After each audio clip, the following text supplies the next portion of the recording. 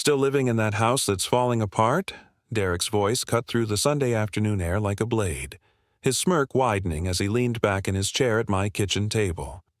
The words hung there, poisonous and deliberate, while Tommy's fork froze halfway to his mouth and Lisa's face went pale. I felt something cold settle in my chest, the same feeling I'd had at the construction site when a beam was about to give way. Except this time, I was the one falling. My hands, still steady despite 68 years of hard living, carefully set down my fork. The pot roast, Margaret's recipe that I'd spent 2 hours preparing, suddenly tasted like sawdust in my mouth. Around the small kitchen table that had hosted 30 years of family dinners, silence stretched like a taut wire about to snap. Derek's expensive shoes tapped against my worn linoleum floor, a rhythmic sound that seemed to echo his impatience. His dark suit probably cost more than I spent on groceries in 3 months, and he wore it like armor, like proof that he belonged in a different world than this cramped kitchen with its yellowed curtains and water-stained ceiling. "Derek," Lisa started, her voice barely a whisper, but he raised his hand to silence her. "No, Lisa. We've been dancing around this for months. It's time someone said what we're all thinking." What they were all thinking. The words hit me like a physical blow. Tommy, my 12-year-old grandson, looked between his parents and me with confused eyes. The boy had never learned to hide his emotions, and I could see the worry spreading across his young face like storm clouds.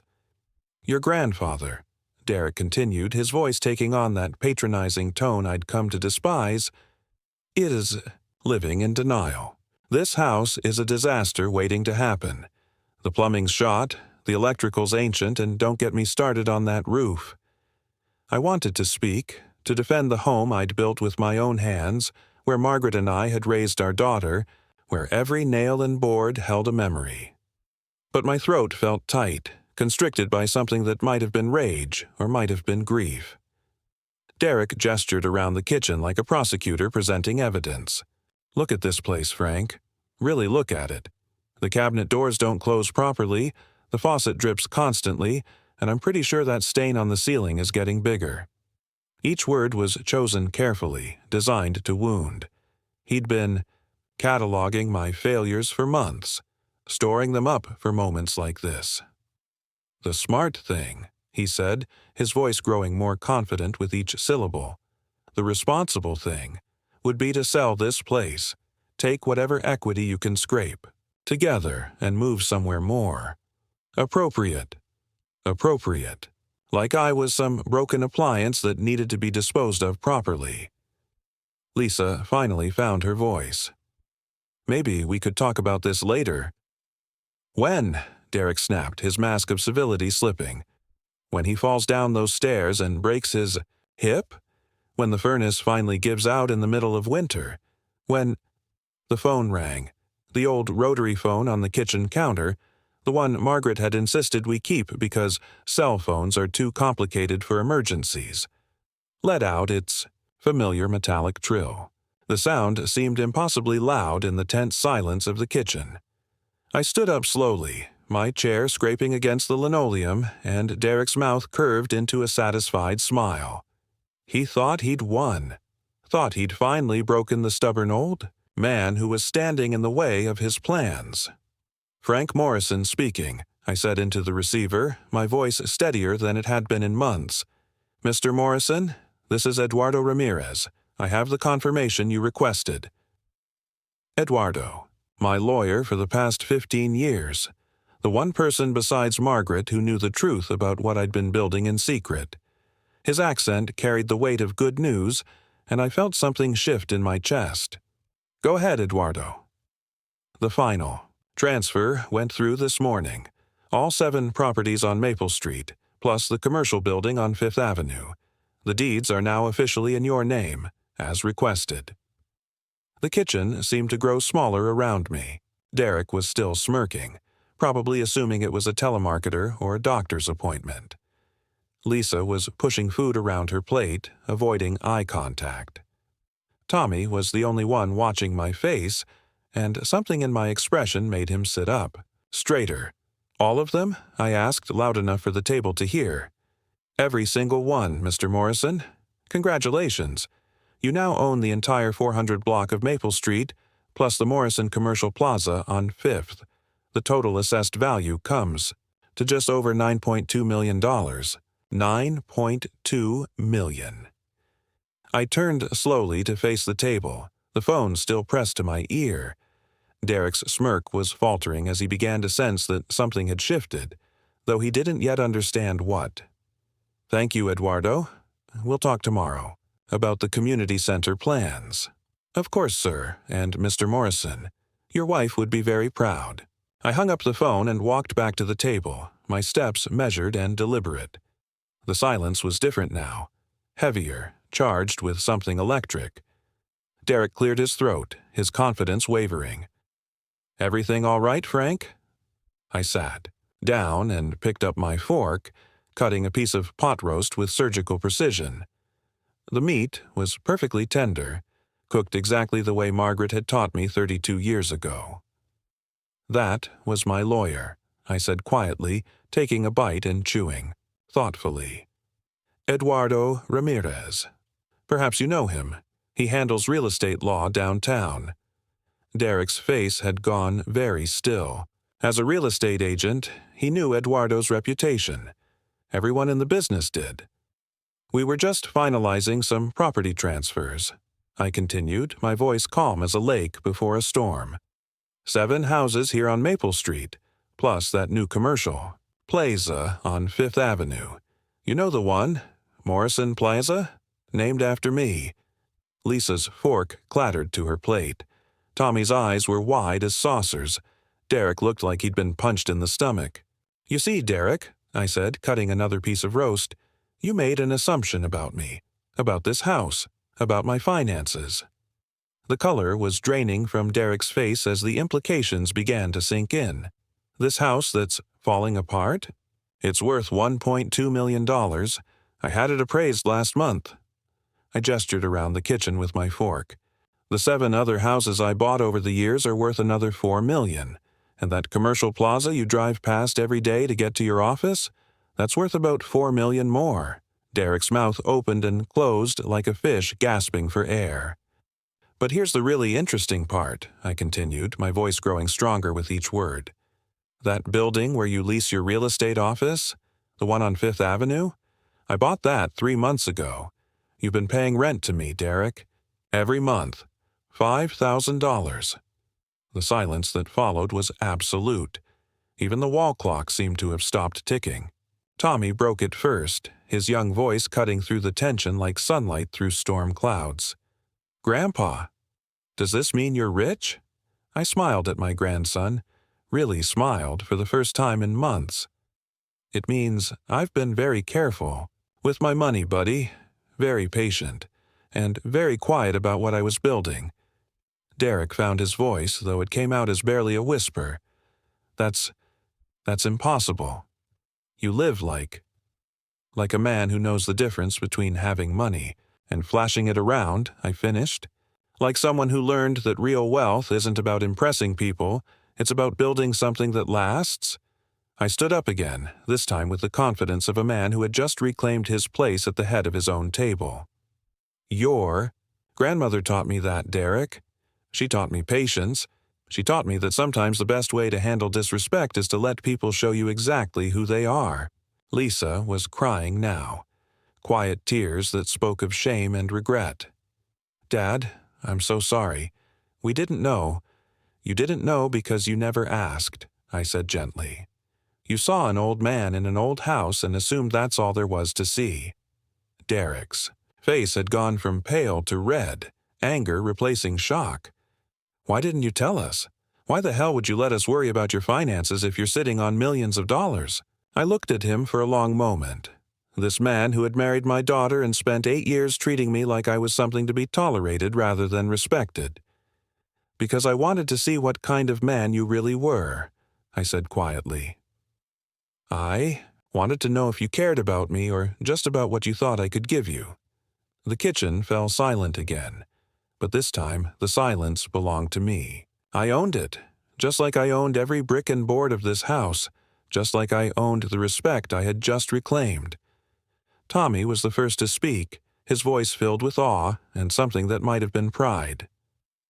"Grandpa, you're like a secret superhero." I laughed. Actually laughed, for the first time since Margaret died. "Just a man who learned to listen more than he talked, buddy, and who married a woman smart enough to teach him that sometimes the best revenge is patience." Derek pushed back from the table, his chair scraping harshly against the floor. His face was a mask of humiliation and rage, the look of a man who had just discovered that everything he thought he knew was wrong. "This changes things," he said through gritted teeth. "Yes," I agreed, meeting his eyes without flinching. "It does." As I watched my son-in-law struggle with the reality that the old man he'd been condescending to for years was actually the one with all the power, I felt something I hadn't experienced in months. Peace. And somewhere in the back of my mind, I could almost hear Margaret's laughter, warm and knowing, as if she'd been waiting for this moment as long as I had. The pot roast was getting cold, but nobody seemed to care. The whole world had shifted in the space of one phone call, and we were all still figuring out where we stood in this new reality. All except Tommy, who looked at me with undisguised admiration and said, "This is the best Sunday dinner ever." The front door slammed shut with enough force to rattle the windows. I stood at the kitchen sink, watching through the yellowed curtains as Derek marched to his silver BMW, his jaw set in a hard line. He yanked open the driver's door and threw, himself behind the wheel like a man escaping a crime scene. Lisa followed more slowly, her shoulders hunched with shame, while Tommy pressed his face against the back window, waving at me until the car disappeared around the corner. The house felt different now. Lighter somehow, as if a weight I'd been carrying for years had finally been lifted from my shoulders. But underneath that relief was something else. A trembling in my hands that had nothing to do with age and everything to do with what I'd just unleashed. I turned on the faucet and began washing the dishes, the warm water soothing against my palms. The routine was familiar, comforting. Margaret had always said that some of life's best thinking happened with your hands busy and your mind free to wander.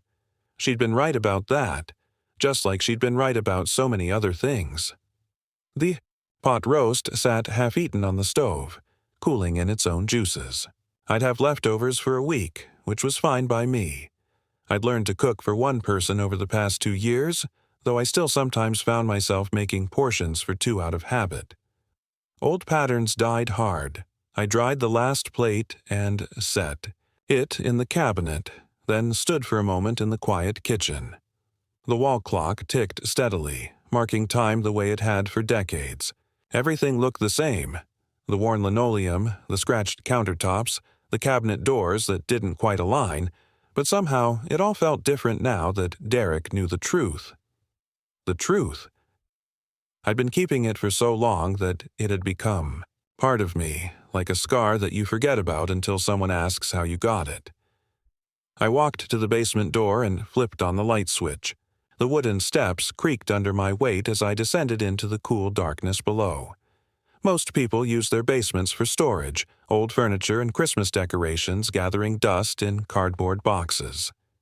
Mine held something else entirely. The finished corner of the basement had been my private office for the past 15 years. Margaret had helped me set it up after my first big property purchase, understanding even then that some things needed to be kept separate from the everyday world upstairs. A metal filing cabinet sat against one wall, its 4 drawers locked and labeled in my careful handwriting: properties, investments, legal documents, and personal. Next to it was a small desk with an old desktop computer that Eduardo had convinced me to buy 5 years ago. "You need to keep up with the digital age, Frank," he'd said, "even if you don't trust it completely." I unlocked the top drawer of the filing cabinet and pulled out a thick manila folder marked Maple Street Holdings. Inside were deeds, purchase agreements, inspection reports, and photographs dating back 12 years. Each document told a story of patience and planning, of opportunities seized when others saw only problems. The first house I'd bought was 3 doors down from mine, a foreclosure that the bank was desperate to unload. Mrs. Patterson had lived there for 40 years before her health failed and her children moved her to Florida. The house had sat empty for 8 months, accumulating code violations and neighborhood complaints, before I made an offer that was probably too generous. But I'd seen its potential, and more importantly, I'd seen its future. I spread the documents across the desk like a general reviewing battle plans. Each property purchase had been carefully timed, meticulously researched. I'd used my construction background to identify houses with good bones but cosmetic problems, the kind of issues that scared off other buyers but could be fixed by someone who knew which walls were load-bearing and which pipes needed replacing. The second house came 2 years later, when the Johnsons got divorced and needed a quick sale. The third was the estate sale where the heirs lived out of state and just wanted to be done with their mother's affairs. One by one, I'd assembled my collection, each purchase funded by years of living below my means and investing wisely. Margaret had been my partner in every decision, even when she didn't fully understand the scope of what we were building. She'd grown up poor, really poor, in a way that made her nervous about spending money even when we had it. But she'd trusted me, supported me, kept our secrets even when Lisa would ask pointed questions about our finances. I pulled out another folder, this one labeled Margaret's Letters. Inside were dozens of envelopes in her careful cursive, letters she'd written to me during her final months when the cancer made conversation difficult, but her mind remained sharp. I opened the top letter, dated just 3 weeks before she died. My dearest Frank, I know you're worried about telling Lisa and Derek about the properties. You think they'll be angry that we kept it from them, that they'll feel foolish for worrying about our finances all these years. But I need you to understand something important. We didn't keep this secret to hurt them. We kept it because we wanted to see who they really were when they thought we had nothing to offer but our love. Money changes people, Frank. It makes them see you differently, treat you differently, and not always in good ways. Derek has shown you his true nature over these past few years. The way he looks at our house, the way he talks about our choices, the way he dismisses your opinions, because he thinks you're just a poor old man who doesn't understand the modern world. That tells you everything you need to know about his character. When the time comes, and you'll know when it comes, don't let him make you feel small anymore. You built something remarkable, something that most men only dream about. You did it quietly, patiently, without fanfare or bragging. You did it the right way. Use what we built to help people, Frank. That was always the plan, wasn't it? To create something bigger than ourselves, something that would outlast us both. Don't let Derek's small-mindedness make you forget that. Aw. My love, Margaret. P.S. I left my jewelry box on the bedroom dresser. There's something inside for you to find when you're ready. I folded the letter carefully and put it back in the folder. Margaret's jewelry box still sat on the dresser upstairs, untouched since the day she died. I'd been avoiding it for 2 years, unable to face the finality of going through her things. But maybe it was time. The sound of footsteps on my front porch made me look up. Through the small basement window I could see familiar navy blue pants and the flash of a postal uniform. Mrs. Chen was signing for a package, probably another delivery from her daughter in California. Mrs. Chen. We'd been neighbors for 18 years, but I'd never really talked to her beyond pleasantries about the weather. She was a widow, too, had lost her husband about 5 years ago to a heart attack. I'd seen her struggling with her garbage cans on collection day, had watched her trying to reach the high branches on her apple tree during harvest season. Maybe it was time to be a better neighbor. I locked the filing cabinet and climbed back. Upstairs, my mind already working on the plans I'd been developing for months. The community center was just the beginning. There were other ways to use what Margaret and I had built, other people who needed help in ways that had nothing to do with money and everything to do with dignity. The late afternoon sun was slanting through the kitchen windows, casting long shadows across the linoleum floor. In a few hours, Derek would be at home, probably pacing in his modern kitchen with its granite countertops and stainless steel appliances, trying to figure out how he'd miscalculated so badly. Let him pace. Let him wonder. For the first time in years, I was the one holding all the cards. I made myself a cup of coffee and sat at the kitchen table, in the same chair where I'd eaten thousands of meals with Margaret, where I'd helped Lisa with her homework, where I'd listened to Tommy's stories about school and friends and the things that mattered to a 12-year-old boy. The phone rang again, and I smiled before I even picked it up. Word traveled fast in the real estate business, and Derek would have made some calls by now. People would want to know who Frank Morrison really was, how a retired construction worker had managed to accumulate a real estate portfolio worth nearly $10 million. Frank Morrison, speaking. Mr. Morrison, this is Jennifer Walsh from First National Bank. I'm calling because we've had some inquiries about your accounts and I wanted to verify that you're aware of the recent activity. Banking protocol? Someone, probably Derek, had been making calls, trying to verify what I'd told them at dinner. Good, let him check. Let him confirm that everything I'd said was true. I'm aware, Jennifer. My lawyer, Eduardo Ramirez, handled the transfers. Everything should be in order. Oh, yes, absolutely. Mr. Ramirez is very thorough. I just wanted to make sure you knew that several people have been asking about your financial status. We've declined to provide any information, of course, but I thought you should be aware. I appreciate that, and Jennifer, I may be making some additional moves in the coming weeks. Large donations, possibly some trust fund setups. I'll have Eduardo call you to discuss the details. Of course, Mr. Morrison. We'll be happy to help with whatever you need.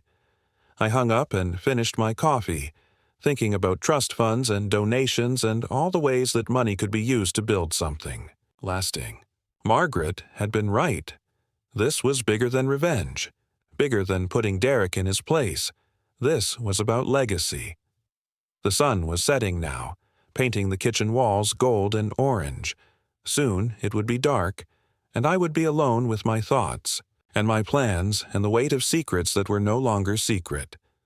Tomorrow, everything would begin to change. But tonight, for the first time in 2 years, I felt like the man Margaret had married, strong, purposeful, and ready to build something that mattered. I raised my coffee cup in a silent toast to the empty chair across from me, where Margaret had sat for 30 years of Sunday dinners. You were right, sweetheart, I said to the quiet kitchen. It was time. Outside, Mrs. Chen was watering her tomato plants in the fading light, and I made a mental note to introduce myself properly tomorrow. After all, we were going to be neighbors for a long time, and it was never too late to start building community. The phone rang one more time as I was washing my coffee cup. This time, I let it ring. Whatever Derek or his friends or the curious members of the real estate community wanted to know, they could wait until morning.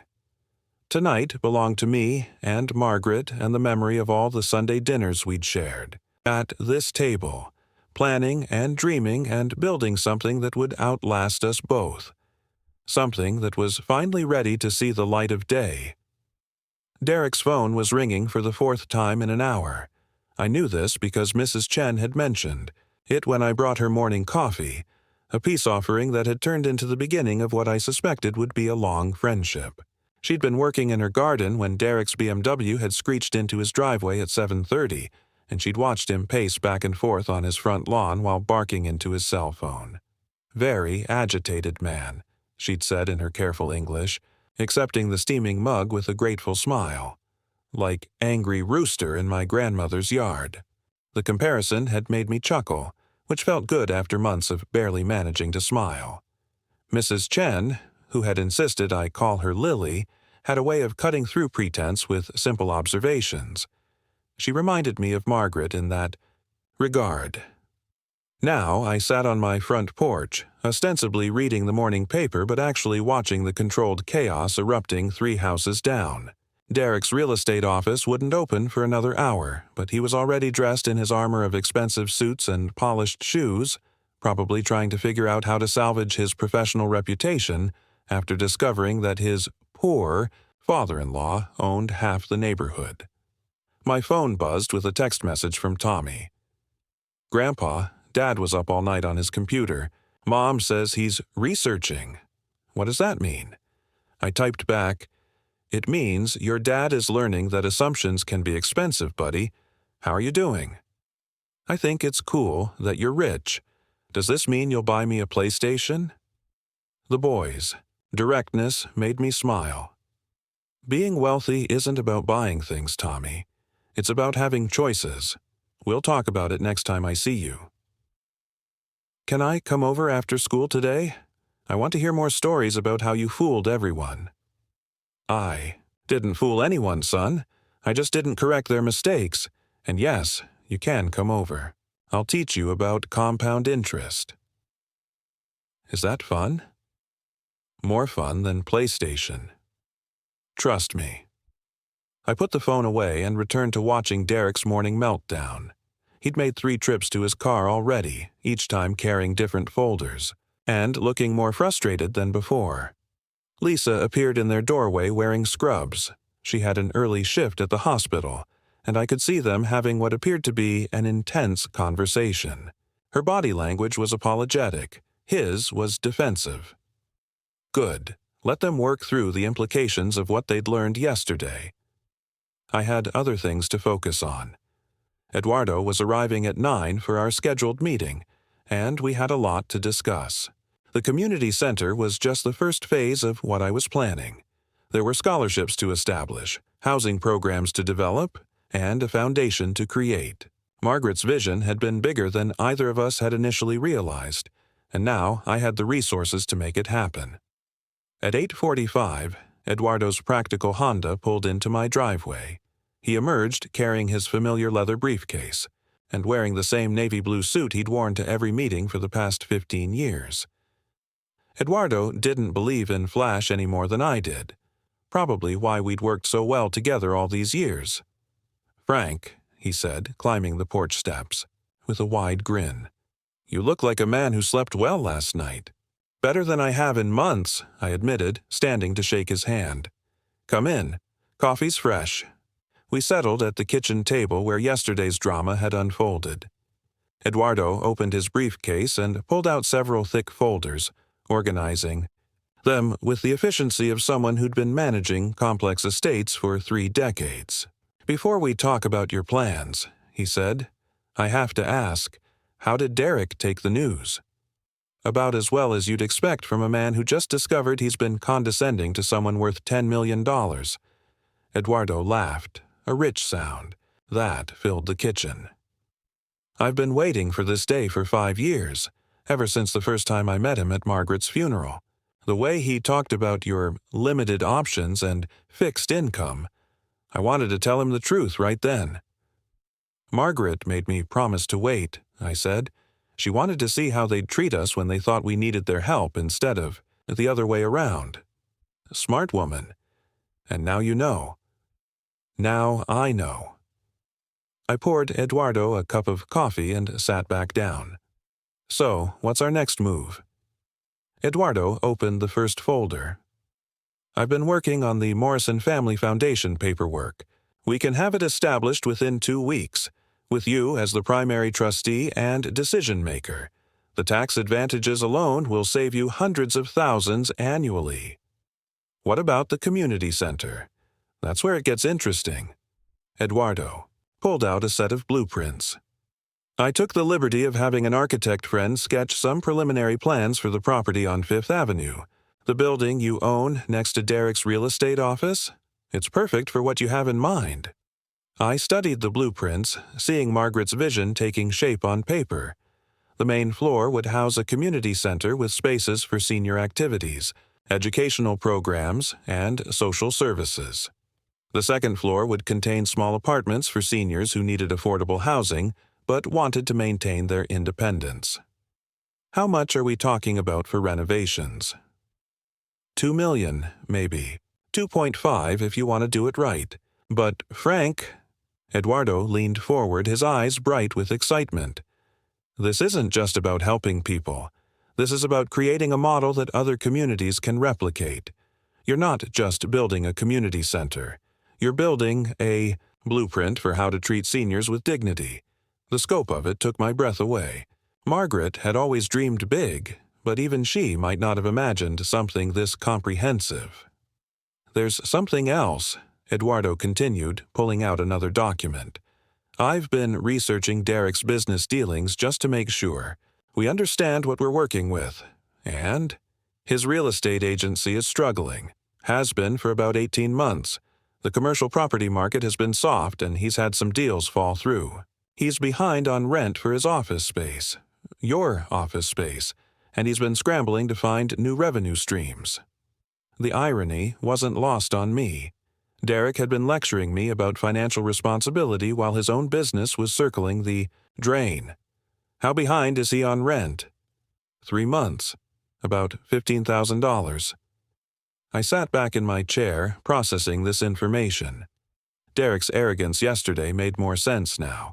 He'd been projecting his own financial insecurity onto me, probably hoping that moving me into a nursing home would somehow solve his cash flow problems. What do you recommend? Eduardo smiled. That depends on how generous you're feeling. You could evict him, find a new tenant who actually pays rent. Or you could use this as a teaching moment. Give him a choice. Start treating you with respect and pay what he owes, or find a new office. The kitchen fell silent except for the tick of the wall clock. Through the window, I could see Derek loading more boxes into his car, his movements sharp with frustration. There's a third option, I said slowly. I'm listening. What if we offered him a job? Eduardo's eyebrows shot up. A job? Think about it. He knows the local real estate market, has connections with developers and contractors. The foundation is going to need someone to manage property acquisitions, oversee renovations, handle the business side of what we're building. You want to hire the man who insulted you yesterday? I want to give him a chance to prove he's better than he showed me yesterday. People can change, Eduardo.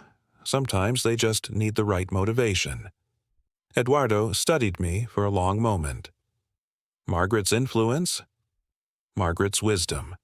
She always said that the best revenge isn't getting even. It's being so successful that your enemies want to work for you.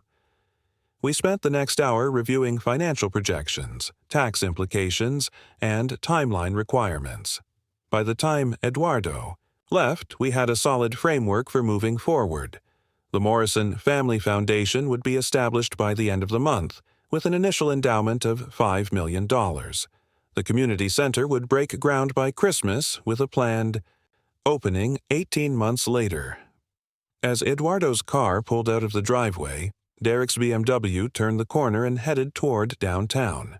I watched him go, wondering if he'd spend the day making more frantic phone calls or if he'd eventually realize that his best option was to swallow his pride and have an honest conversation with his father-in-law. The mail truck stopped at my box, and I walked down to collect the usual assortment of bills and advertisements. Hidden among the junk mail was a hand-addressed envelope from Lisa. Inside was a note written on hospital stationery. Dad. I don't know where to begin with an apology. Derek and I both owe you more than we can ever repay, not just for the money, but for the patience you showed while we acted like spoiled children. I've been thinking about all the times over the past 2 years when you needed support and we offered criticism instead. All the times we made you feel like a burden when you were grieving Mom and trying to figure out how to live without her. I'm ashamed of myself, and I'm ashamed of my husband. But I'm also proud of you, proud of what you and Mom built together, proud of how you handled Derek's cruelty yesterday, and proud to be your daughter even though I haven't acted like I deserved that honor. Can we start over? Can you forgive us for being so blind to who you really are? Tommy wants to come visit after school today. Derek thinks we should give you space, but I think Tommy's right. Family shouldn't have space between them, just understanding. I love you, Dad. I always have, even when I didn't show it very well. Lisa. I read the letter twice, then folded it carefully and put it in my shirt pocket. It was a start. Not enough to erase yesterday's hurt, but enough to build on. My phone rang, and the caller ID showed Derek's office number. I let it ring 4 times before answering. Frank Morrison speaking. Frank. Derek's voice was tight, controlled. I think we need to talk. I think you're right. Can you come down to my office? There are some things I need to discuss with you about. The situation. The situation. Even now, he couldn't bring himself to say it directly. I'll be there in 20 minutes, I said. I hung up and walked to the bathroom mirror, studying the face that looked back at me. The same weathered features, the same gray hair, the same brown eyes that had seen 68 years of life, but something was different now. A straightness to my shoulders, a steadiness in my gaze that had been missing for months. Derek wanted to talk about the situation. Fine. It was time he learned that situations could change quickly when you underestimated the people you were dealing with. I grabbed my keys and headed for the door. Phase 2 of Margaret's plan was about to begin, and I had a feeling Derek wasn't going to like it any better than Phase 1. But that was his problem, not mine. I was done making myself smaller to accommodate other people's comfort. Time for Derek to learn what respect looked like from the receiving end. Derek's real estate office occupied the ground floor of a 2-story brick building on Fifth Avenue, sandwiched between a coffee shop and a dry cleaner. The brass nameplate by the door read, Collins Realty, Premium Properties, Premium Service, and I couldn't help but notice how the afternoon sun had faded the letters to a dull gold. I'd driven past this building hundreds of times over the years, never giving it much thought. Now, looking up at the structure I'd purchased 3 months ago, I saw it with different eyes. The brick facade was solid but needed cleaning. The windows were original from the 1960s and could use replacing. The small parking lot in back was cracked and weedy, all fixable problems. All investments that would pay dividends down the road. I pushed through the glass door, triggering an electronic chime that announced my arrival. Derek's receptionist, a young woman with perfectly straightened blonde hair and a smile that looked painted on, glanced up from her computer. Good afternoon. How can I help you today? I'm here to see Derek Collins, Frank Morrison. Her smile wavered slightly. Oh, Mr. Morrison. Yes, he's expecting you. Right through that door. She pointed toward a frosted glass office at the back of the showroom, and I could see Derek's silhouette pacing behind it. The main floor was arranged to impress potential clients.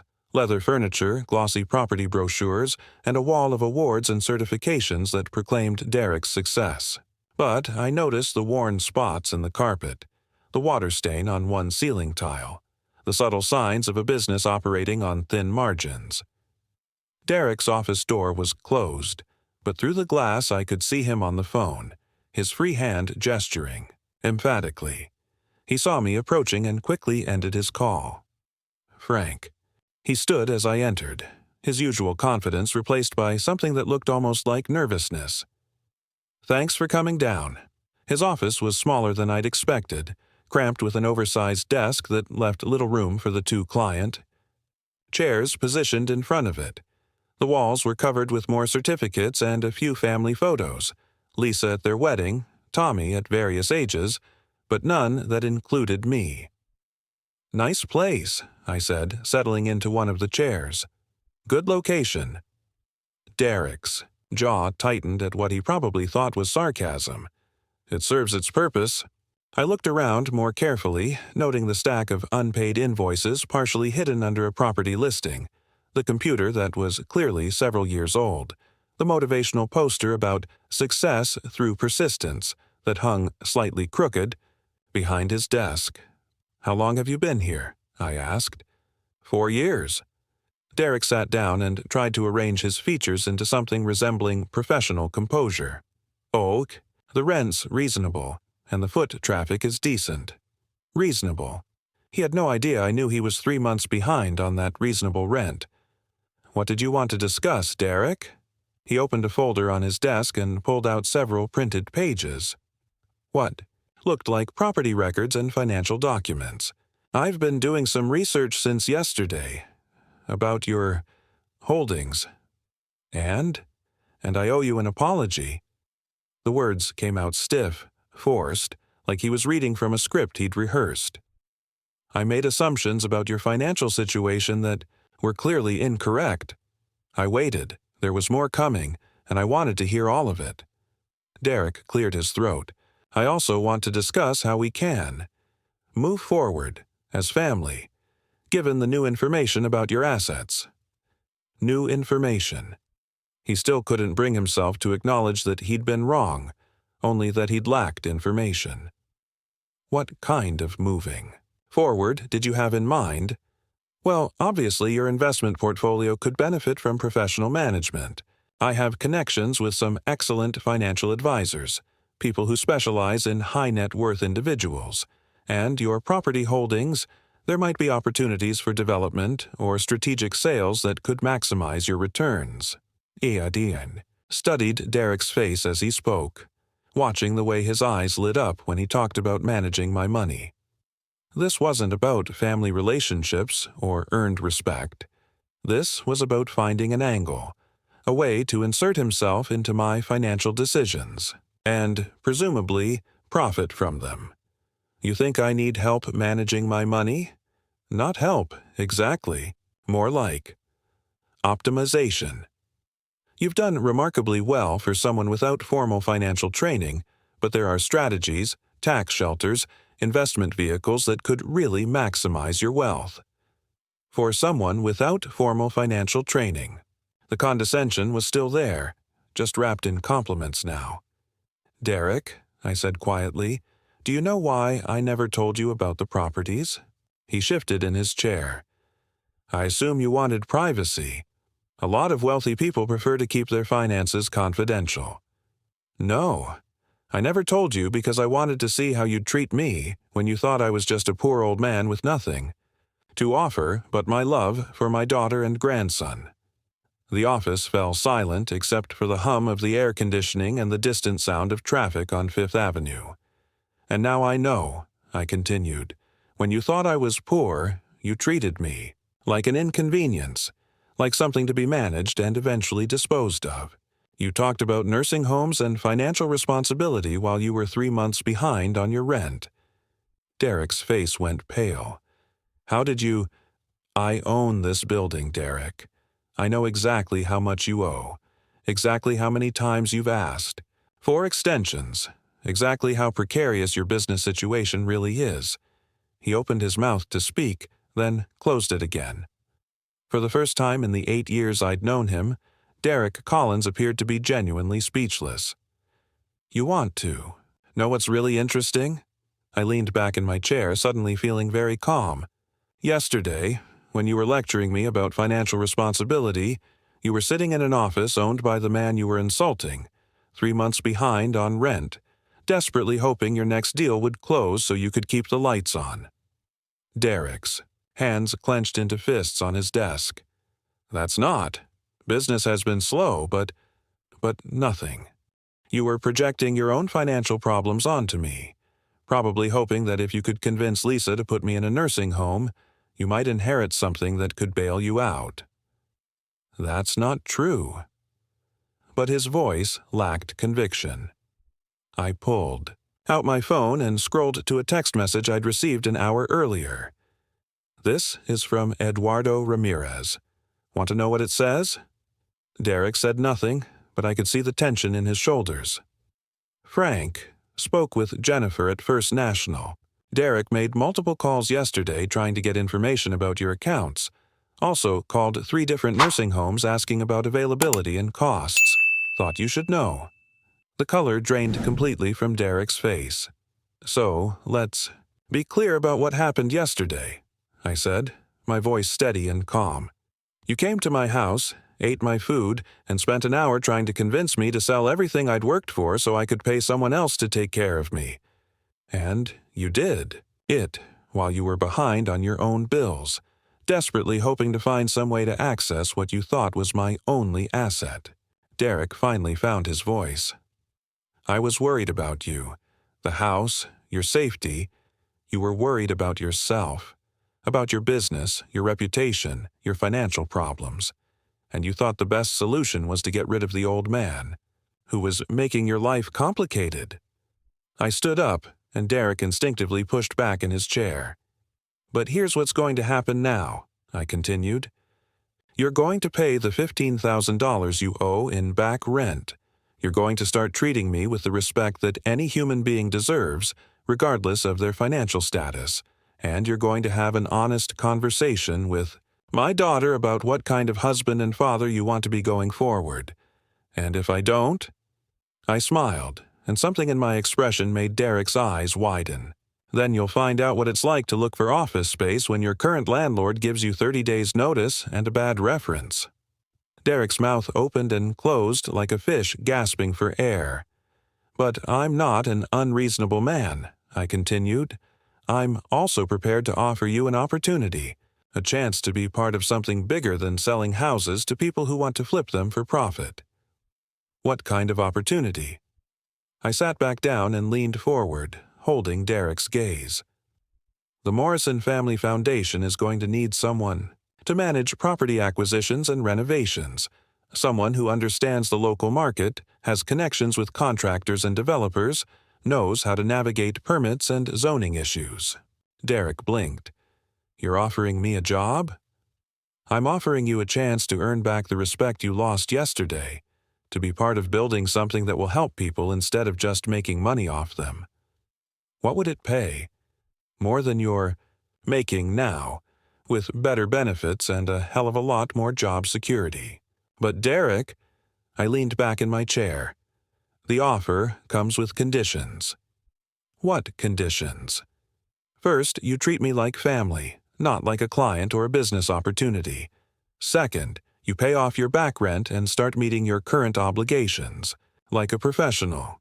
Third, you apologize to my daughter for putting her in the middle of this mess and making her choose between loyalty to her husband and respect for her father. Derek was quiet for a long moment, staring at his hands. When he finally looked up, some of the arrogance had gone out of his eyes. Why would you do this? After yesterday? After everything I said? Because Margaret believed that people could change if they were given the right motivation. Because Tommy deserves to see his parents treating each other and their family with respect. And because building something meaningful is more satisfying than just proving I was right and you were wrong. Derek nodded slowly. What kind of timeline are we talking about? The foundation will be established by the end of the month. The community center project starts in January. If you're interested, we can discuss details with Eduardo next week. I stood up again, and this time Derek rose as well. There was something different in his posture now. Less swagger, more uncertainty, but also something that might have been relief. Frank, he said as I reached for the door handle, I really am sorry. About yesterday, about the things I said. I was. You were scared, I finished. Scared about your business, scared about providing for your family, scared about looking like a failure. I understand that, Derek, but fear isn't an excuse for cruelty. He nodded, and I could see him processing everything that had happened in the past 24 hours. One more thing, I said. Tommy wants to come visit this afternoon. I'm going to teach him about compound interest and long-term thinking. You're welcome to join us. Derek's eyebrows rose. You want me to come to your house? After everything? I want my grandson to see his father and grandfather treating each other with respect. Think you can manage that? For the first time since I'd known him, Derek Collins smiled at me without any hint of condescension or calculation.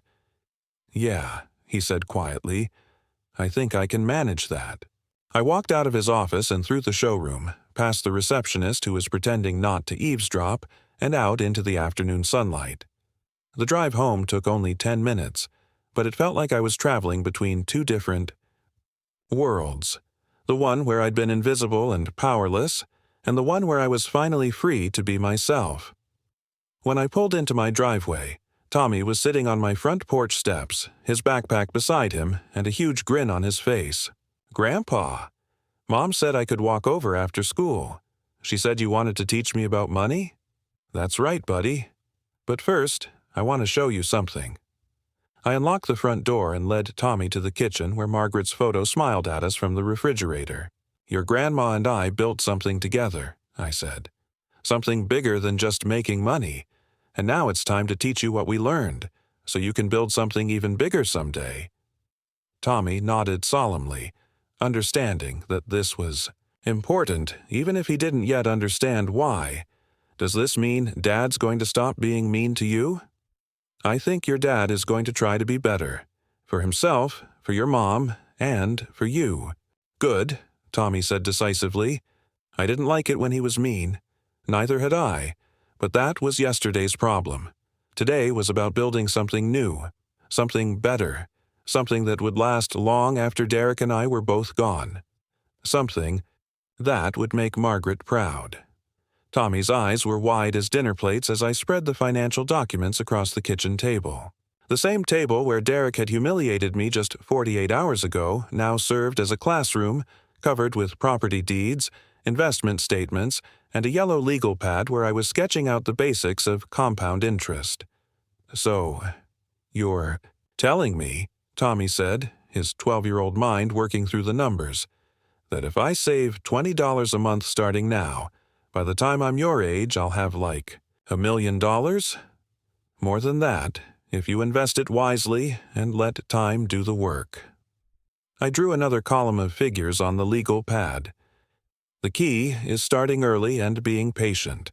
Most people want to get rich quick. Your grandmother and I got rich slow." Tommy nodded seriously as if I'd just revealed the secrets of the universe. "In a way, I suppose I had." The sound of a car door slamming made us both look toward the window. Derek's BMW sat in my driveway, and I could see him walking up the front path with something that looked remarkably like nervousness in his stride. "Is Dad really coming to learn about money too?" Tommy asked. "Looks like it." I'd wondered if Derek would actually show up. Our conversation at his office had ended on a civil note, but civility and follow-through were two different things. The fact that he was here, voluntarily entering the house where he'd made such a fool of himself, said something about his character that I hadn't seen before. The doorbell rang, and Tommy jumped up to answer it. "Dad, Grandpa's teaching me how to be rich." Derek appeared in the kitchen doorway looking like a man walking into a job interview he wasn't sure he wanted. He'd changed out of his business suit into jeans and a polo shirt, which somehow made him seem younger and less armored. "Frank," he said, his voice careful, "thank you for inviting me." "Thank you for coming." I gestured to an empty chair. "We were just talking about the magic of compound interest." Derek sat down, his eyes taking in the papers spread across the table. I watched his face as he recognized property deeds, bank statements, and investment records, the documentary evidence of everything he'd failed to see about me for 8 years. "Tommy," I said, "why don't you show your dad what we learned about the Rule of 72? Tommy launched into an enthusiastic explanation of how to calculate how long it takes money to double at different interest rates, his young voice filled with the excitement of discovery. Derek listened, and I could see something shifting in his expression as he watched his son engage with concepts that most adults found boring. "That's actually pretty cool, buddy," Derek said when Tommy finished. "I never learned any of this when I was your age." "Most people don't," I said. "Financial education isn't taught in schools, and most parents don't know enough to teach it. At home. Margaret and I had to figure it out the hard way." Derek looked at the documents again, then back at me. "Can I ask how you figured it out? I mean, where did you learn to invest like this?" It was the first question he'd asked about my life that seemed genuinely curious rather than condescending. Trial and error, mostly, and some good advice from people who knew more than I did. I pulled out a worn paperback book from underneath, the legal pad. This helped, too. Derek leaned forward to read the title, "The Richest Man in Babylon." by George S. Clayson. Margaret bought it for me at a garage sale in 1987, I continued. Cost her 50 cents. Best investment advice I ever got for under $1. What's it about? Ancient Babylon. How regular people, soldiers, merchants, craftsmen, built wealth by following simple principles. Pay yourself first. Make your money work for you. Don't invest in things you don't understand. Tommy picked up the book and flipped through its yellowed pages. Can I read this, Grandpa? That's why it's sitting here, buddy. But first, let me tell you a story about your grandmother and the garage sale where she found that book. I settled back in my chair, and both Tommy and Derek leaned forward slightly, caught by something in my tone. It was a Saturday morning in July, hot as blazes. Margaret had seen an ad in the paper for an estate sale. Some elderly woman had passed away, and her children were selling everything. Your grandmother had a weakness for estate sales, always hoping to find treasures that other people overlooked. Derek was listening intently now, and I realized this might be the first time I'd ever told him a story about Margaret that wasn't prompted by grief or nostalgia. We got there early, and the sale was enormous. Furniture, dishes, clothes, books, a key. Whole lifetime spread out on tables in someone's backyard. Margaret went straight for the book table while I looked at tools. What kind of tools? Tommy asked. Hand tools mostly. This woman's husband had been a carpenter, and his workshop was immaculate. Beautiful chisels, levels that were perfectly calibrated, saws that had been maintained like surgical instruments. The kind of tools that last generations if you take care of them. I paused, remembering the morning with crystalline clarity. The smell of coffee from the family's kitchen, the sound of Margaret's laughter as she discovered something wonderful, the weight of quality tools in my hands. I was examining a dovetail saw when Margaret appeared at my elbow with a cardboard box full of books. Frank, she said, I found something you need to read. She pulled out this book and opened it to a random page. Listen to this. A part of all you earn is yours to keep. It should be not less than 1/10 no matter how little you earn. Derek was studying the book's cover. Pay yourself first. Exactly. Margaret read me 3 more passages right there in that stranger's backyard, and by the time she finished, I knew we were going to change how we thought about money. How much did the tools cost? Tommy asked. $200 for the entire collection. Worth at least 10 times that, but the family just wanted them gone. I smiled at the memory. Margaret paid for the books. She'd found about 30. Financial and business books in that box, all for $10, and I paid for the tools. Best $410 we ever spent. 410? Derek did the math in his head. But you said. The books were $10, the tools were $200. What am I missing? Derek looked confused. Then Tommy's face lit up, with understanding. The coffee, Tommy said. You bought coffee too. Close, but not quite. I winked at Tommy. We bought lunch for the family running the sale. Brought them sandwiches and cold drinks because they'd been working since dawn and looked exhausted. Cost us about $20, but it was the right thing to do. Derek's expression softened. That sounds like something Mom would do. Your mother taught me that being wealthy isn't about having money. It's about having enough to be generous when generosity matters. The kitchen fell quiet for a moment, and I could see Derek processing not just the story, but the philosophy behind it. Frank, he said finally, I need to ask you something, and I want you to be honest with me. Go ahead. When you offered me the job this afternoon, was that because you actually think I can do it, or because you're trying to teach me some kind of lesson? The question caught me off guard with its directness. Derek was looking at me with something I'd rarely seen in his eyes. Vulnerability. Both, I said, but mostly the first one. Really?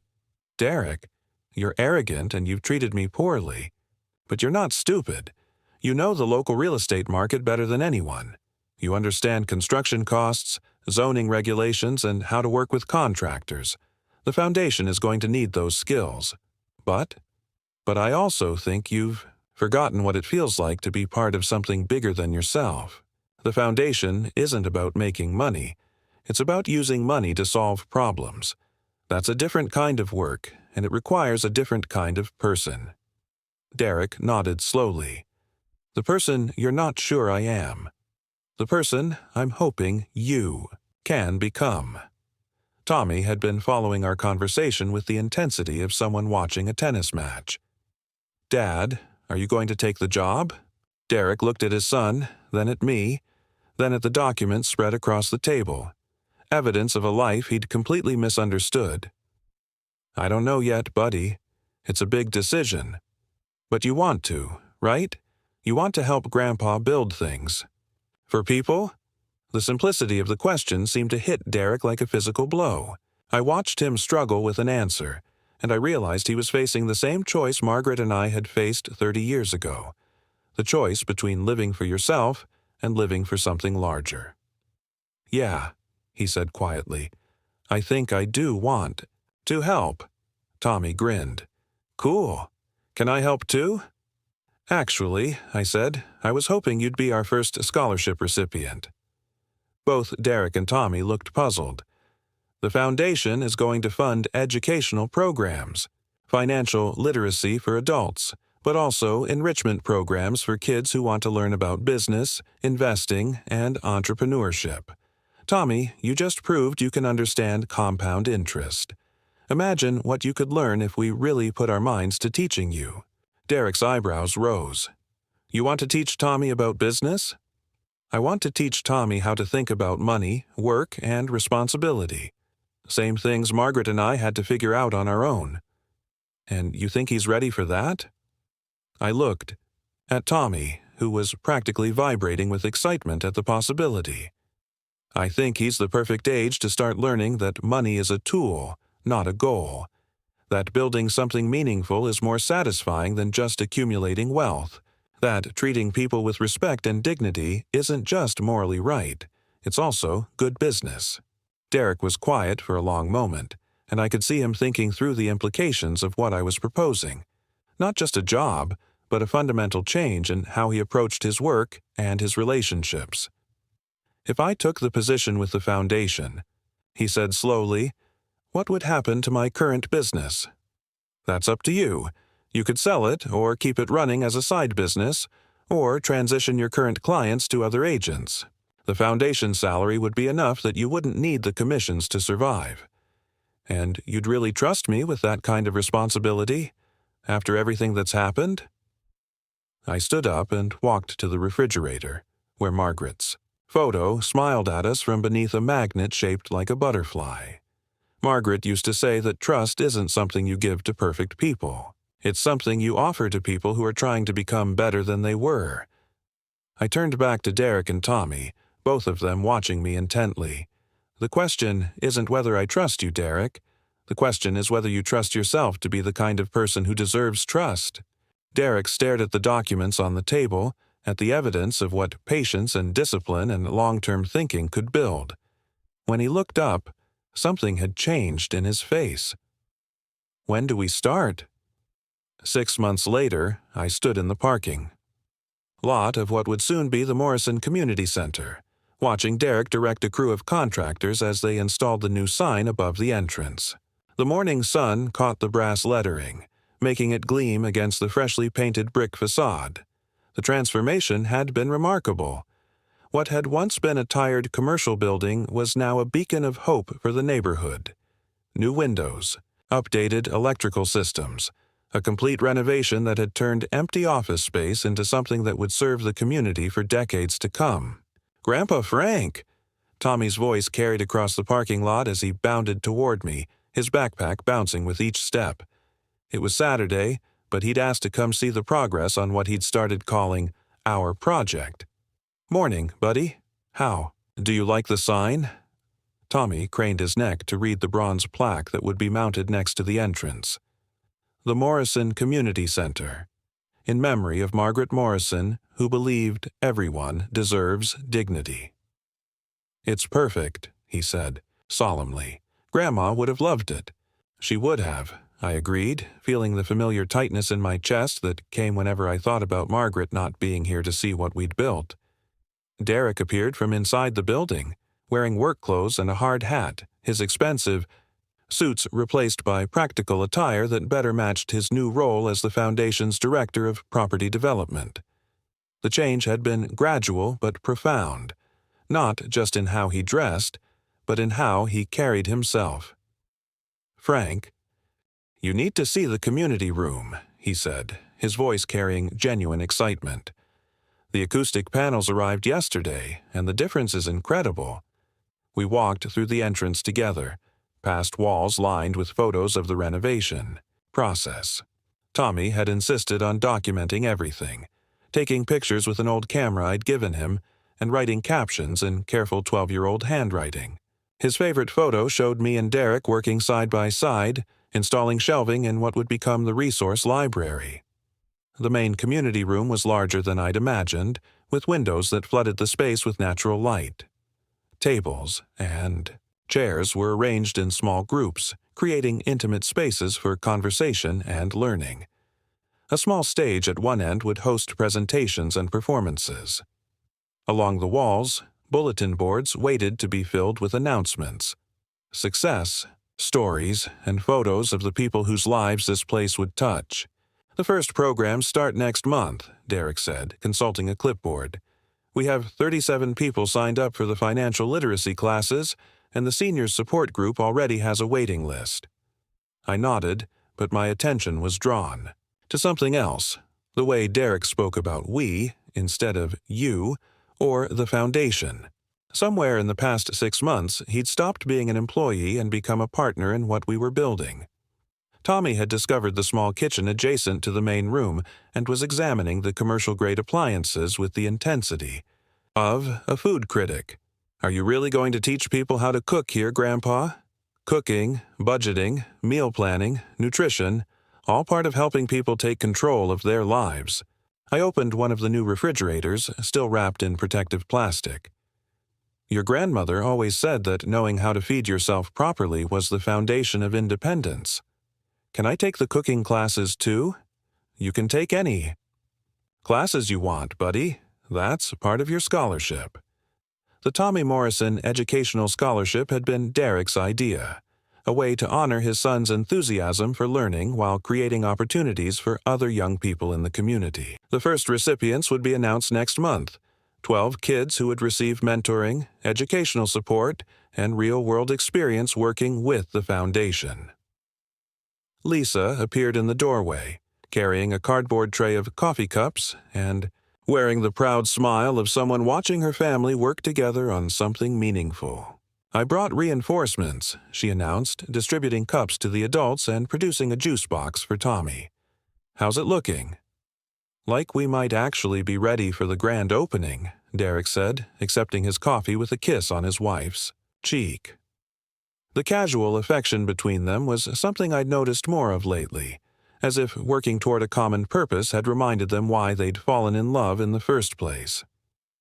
Lisa walked around the room, taking in details with the practiced eye of someone who'd spent months helping plan the layout and programs. She'd become the Foundation's volunteer coordinator, organizing community outreach and building relationships with local social services.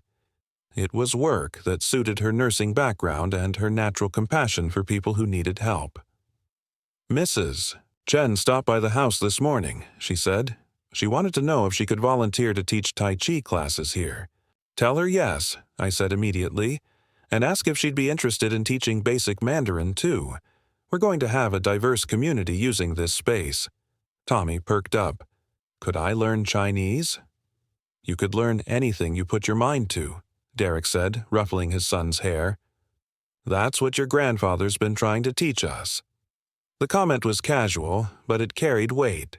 6 months ago, Derek would never have referred to me as Tommy's grandfather in that tone, with respect, with affection, with acknowledgement of my role in his son's life. We spent the next hour walking through the building, checking on progress and discussing final details. The senior apartments on the second floor were nearly complete, each one designed for someone who needed affordable housing but wanted to maintain their independence. The first residents would move in next month, and we already had a waiting list of people who'd heard about the program through word of mouth. Eduardo appeared as we were finishing our tour, carrying his familiar briefcase and wearing a smile that had become more frequent as the Foundation's work expanded. "Good morning, everyone. Frank, I have the final budget numbers for the housing program." We gathered around one of the new tables in the community room as Eduardo spread out financial reports. The numbers were impressive. In 6 months, the Morrison Family Foundation had renovated 1 building, purchased 3 more properties for future development, established 2 scholarship programs, and created partnerships with local organizations serving seniors, veterans, and low-income families. "The total impact so far," Eduardo said, "is about 47 families directly served, with another 63 on waiting lists for various programs." Tommy was following along with surprising comprehension for a 12-year-old. "So, we've helped over 100 families already?" "And we're just getting started," Derek said. "The second community center breaks ground next month, and we're looking at properties for the 3rd location." I looked around the table at these people who had become so much more than family. They'd become partners in something that would outlast all of us. Margaret's vision had grown beyond anything either of us had initially imagined. "There's something else we need to discuss," I said, pulling out a folder I'd been carrying. "The long-term succession plan for the Foundation." Derek's eyebrows rose. "Succession plan?" "I'm 69 years old, Derek. Not planning on going anywhere soon, but I'd be irresponsible not to plan for the future." I opened the folder and pulled out legal documents that Eduardo and I had been working on for weeks. The Foundation will eventually need leadership that's younger than me, with energy and vision to take it places I can't imagine. I'm proposing a gradual transition over the next 5 years, with Derek taking increasing responsibility for operations and strategic planning. The table fell silent. Derek looked stunned. "Frank, I don't know what to say." "Say you'll think about it. Say you'll work with Eduardo to understand what it would involve. Say you'll consider whether this is the kind of work you want to spend the next 20 years doing." Lisa reached over and took her husband's hand. "It's what you've been building toward, isn't it? All the work these past months?" Derek nodded slowly. "It's just 6 months ago, I was worried about making rent. Now you're talking about trusting me with your life's work." "Margaret's and my life's work," I corrected. "But it was never meant to be just ours.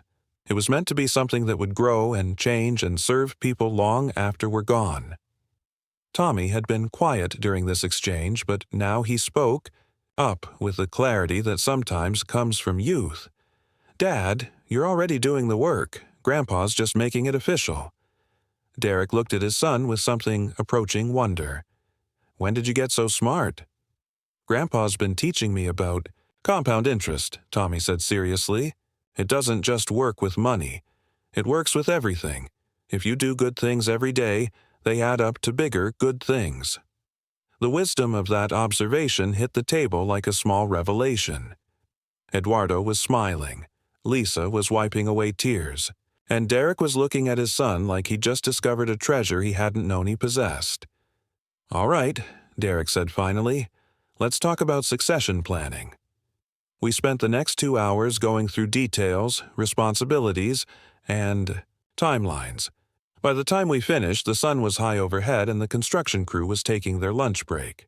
The building buzzed with the sound of progress, hammering, drilling, voices calling out measurements and instructions. As everyone prepared to leave, Tommy tugged on my sleeve. "Grandpa, can I ask you something?" "Always, buddy." "Do you think Grandma knows about all this?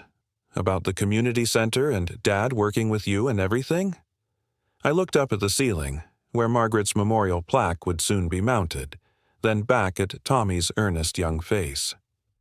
"I think your grandmother is very proud of what we've built together. All of us. Even Dad? Even after he was mean to you? Especially your dad." Your grandmother always said that the best people aren't the ones who never make mistakes. They're the ones who learn from their mistakes and become better because of them." Tommy nodded sagely, then brightened. "Can we go get ice cream?" "Oh." This planning made me hungry. Derek laughed, a sound that had become more frequent and genuine over the past months.